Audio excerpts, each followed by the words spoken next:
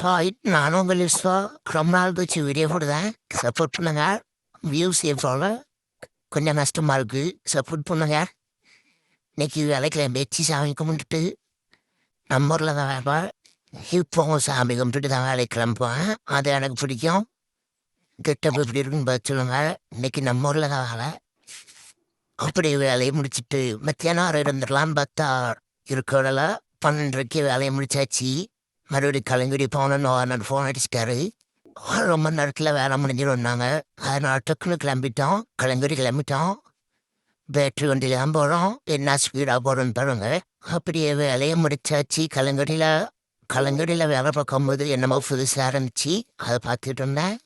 அதுக்கப்புறம் நாகநேரி கிளம்பியாச்சு அனுஷியா நகருக்கு. வேலை ஒன்றும் இல்லை, கூறாப்பா தான் இருந்துச்சு. போகிற வழியா பைபாஸ் பக்கத்தில் உலக நாயகி அம்மன் கோயிலை பார்த்தேன்.